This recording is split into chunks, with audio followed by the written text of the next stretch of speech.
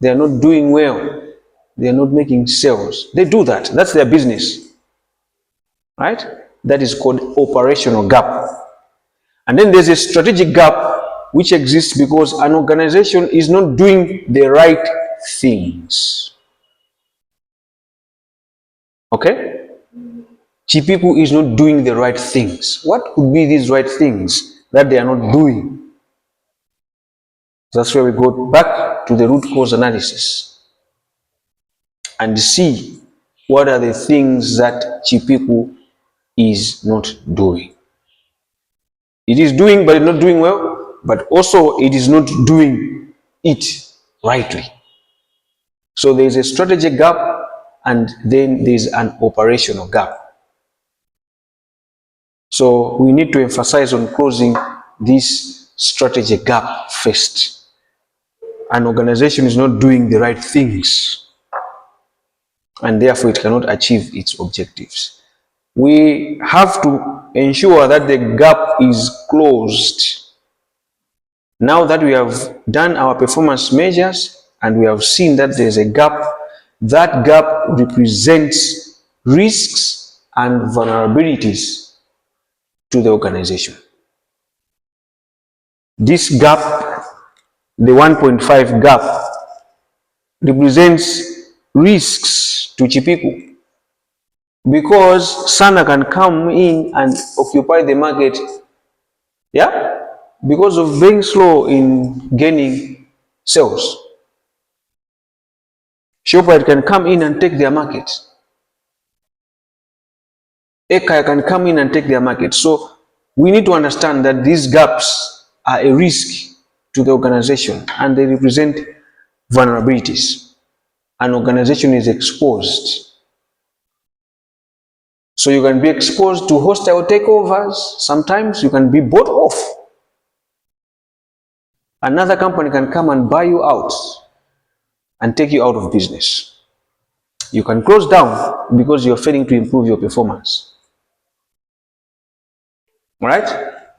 So there are supposed to be some measures that we have to do in order for us to align ourselves with the performance improvement measures. Let's look at the aligning performance measurement with the objectives. Aligning performance measurement with objectives. So what we are doing here, intensifying advertising, reducing prices, training the staff, that is realigning ourselves or trying to close the performance gap that has been identified. Okay? We have to realign ourselves with the objectives. So some of the realignment procedures are these ones. Closing identified gaps is arguably the entire purpose of performance improvement activities. You hear that now, Eunice? Closing the identified gaps is arguably, not 100%, but arguably the entire purpose of performance improvement. So in a class, we are given exams. Those are our assessments, right? So we measure the performance based on that. And we need to take corrective action. If somebody is number one, we know how to handle them. If somebody is the last in the class, we also need to handle them properly, yeah? So that they improve their performance to reach where it is required for them to pass. Otherwise, if you just leave them like that, no action is taken, then the purpose of administering exams has no reason. Okay? Strategy and operational gaps are closed with performance improvement plans. Gap analysis plays an important role in strategic planning and integrates closely with organizational forecasting activities. So once the gaps have been identified, action must be taken with improved performance measures. When you measure the performance and you see that there are gaps, action must be taken. Okay? When you see that somebody is not doing well in class, we need to take action. What action should we take when somebody is not doing well in class?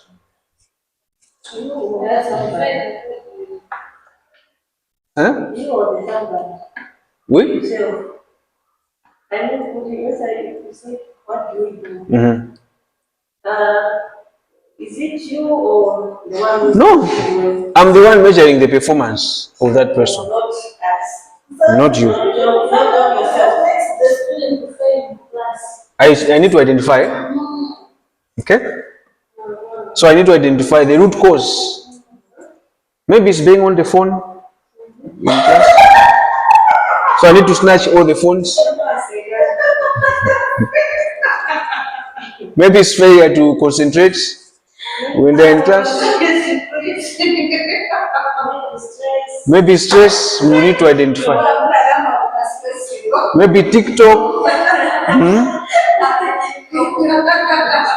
So we have identified the gap, but we also need to find the root cause. Maybe, possibly me. My delivery is wrong. You know? Yes, those are things that you see. I'm ambushing you. I'm ambushing you. I'm bringing the performance measures when you don't know what I'm measuring you against. Maybe it's me. I stand here and preach, and the gospel is not heard. Yeah. So we need to find out to align performance. Gaps have to be closed. Okay? So action must be taken in order to close those gaps. Maybe you can say, no, our classes have to be in the morning, because in the afternoon usually people are tired. Action to be taken, right? So this is only emphasizing on our point to say that when gaps have been identified, action has to be taken, right? Action has to be taken because we want to improve the performance. That's what we want to do. Improve the performance. If performance is already improved, maintain that position. So organizational objectives are achieved through improved performance that comes from using the best performance measurement tools. You see the conclusion now? By using the best performance measurement tools. So the best performance measurement tools, or the recommended performance measurement tools, are those world-class performance measurement metrics or tools, which are Barnes scorecard, score model, EFQM, and EVA. Gap analysis, okay? All these, it's a gap analysis, it's a measurement of performance because you see the areas where there's slackness in terms of performance. So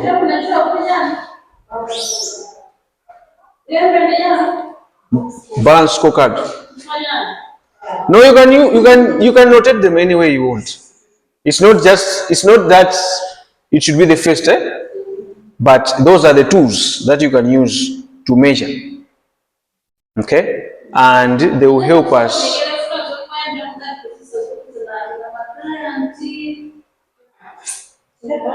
So that's the balance scorecard.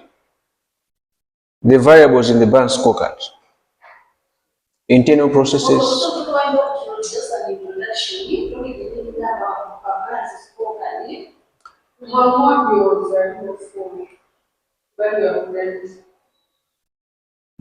Ask your question, Annabelle.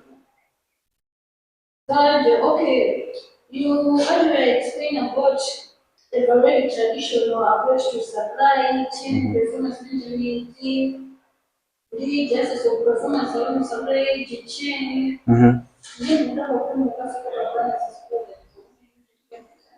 Okay.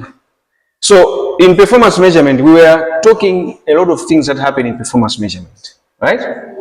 How do you come up with performance measurement? But the balance scorecard was now our first tool or metric that we used to measure performance. Okay, so remember, I was telling you that you'll be looking at one performance measurement tool every week. Remember that? And we also said we will also be looking at the traditional performance measurement tools. All right. Okay. Any questions? Comments? Supply chain performance measures. I always say they are not all only supply chain. They, they are also life performance measures. Because every day we measure our activities. And remember the first time we were meeting, I asked you, what did you measure today? And you were saying, we measured distance, we measured time, we measured this, okay? And I further on went to say, how are you going to close that gap if you are late? Okay? So it's not only supply chain, it's a lot of things that we cover. Mm-hmm.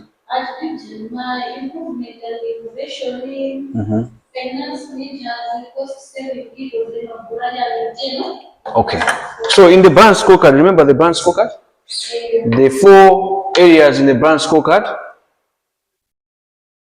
4 areas. Yes. Okay. Now I see that. No, now I see that in the performance measurement process, I am also the weakness because I'm not delivering it well.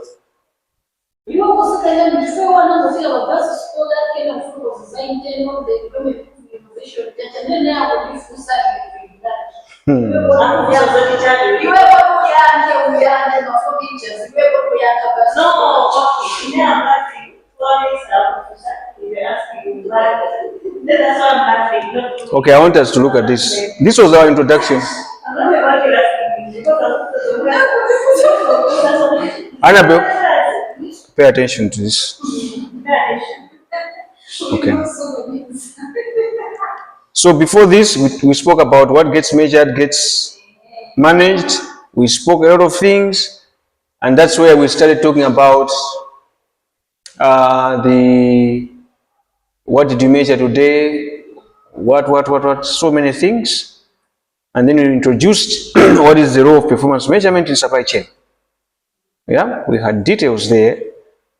And then we had spoken about performance measures in procurement, in the department. And then we brought using the balance scorecard. So using the balance scorecard as one of the tools in measuring performance. Okay? And then this is what we looked at. Finance, clients, internal processes, improvement and innovations. Yeah, these are the 4 key areas in balanced scorecard. So we have got every dimension there, and we broke down these dimensions into different areas. We started with the finance. We looked at finance measurements such as cost savings, percentage of spend, number of suppliers. Yeah, so Where's the question now? Or have I answered? Okay.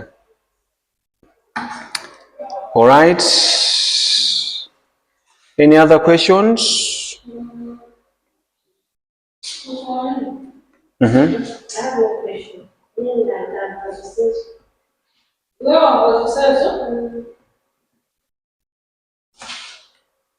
Namba zaidi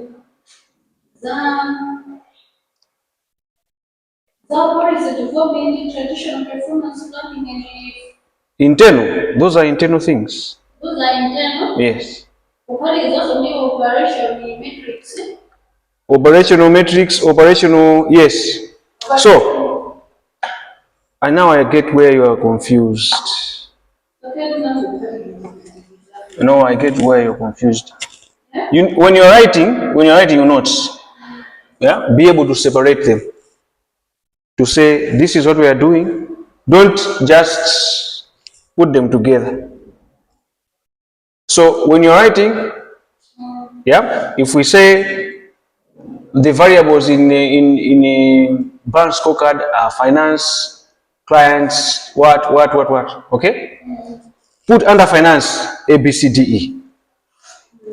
Under internal A, B, C, D. You did that. Then where are you confused? Let me see. Internal scorecard. I did not give you the notes. Are you sure?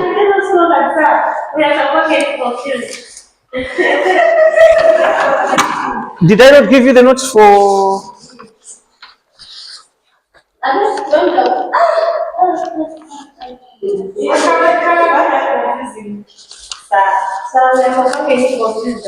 No, I'm worried because she's also getting confused. If she's confused, then that's a problem. Oh, what's wrong? Tell me, what's wrong? If she gets confused, Wow.